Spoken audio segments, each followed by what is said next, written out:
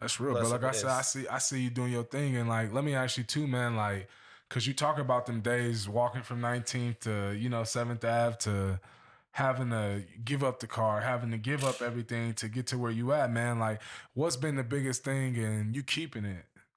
Cause like a lot of what I'm motherfuckers work for saying. shit and they lose it. Like, Yeah. what's been your biggest things that keeping it? Like, Honestly, bro, this is just the realest thing I can say is that you don't.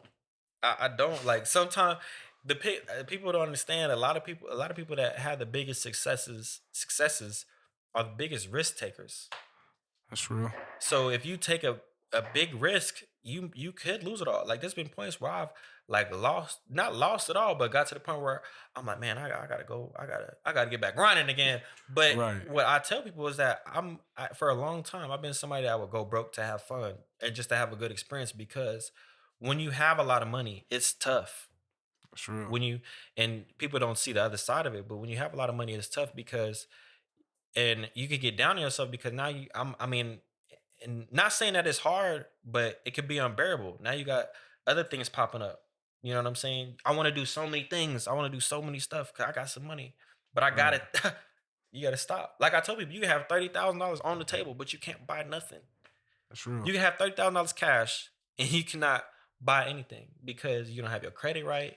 You didn't have your sources of incomes being a barber, and that's the other part. Like you can't retire. All that stuff is bundled them together, and a lot of barbers don't know that knowledge, and that's why I tell people. Because if you don't, like right now, like the pandemic, people are talking about like the pandemic. A lot of people was hurt, but it was a big blessing in disguise. It was a big blessing in disguise. How so? How so? Personally, for me, it gave me my time back. That's real. Like now, I'm not the barbershops were shut down. I really had to stop cutting. Now I'm in, and that it was the work because I'm like, okay, hold on, I'm my own boss. Like what do I mean? I can't. I'm broke. Like I can't cut. You can't. I can't cut. What you? Nah, but I'm my own boss. What? No, there's illegal. It's illegal if I cut. I might get fined. Oh snap! Hold on. I gotta figure something else out because as much as comfortable as I was, being able to blow my money and then go back to work and just be cool. Right. I was like, you know what? I we took a lot of things for granted.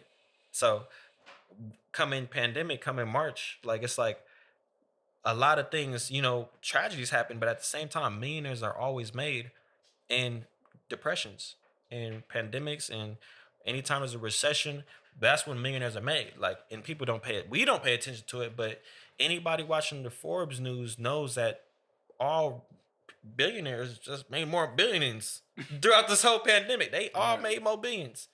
Everybody. But like I said, and that's why again Forex, because it's more than just trading. Right. It's more than just popping in a trade and trying to make some money. It's now I got to learn the psychological about trading. It's an Ivy League skill. It's not something that's just taught to everybody. And what it is now everything correlates together. I'm talking about news.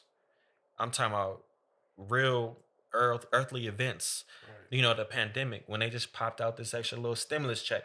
All those things affect the market. And Right. when you're paying attention to it, now you're able to pay attention to the market, ergo make more money.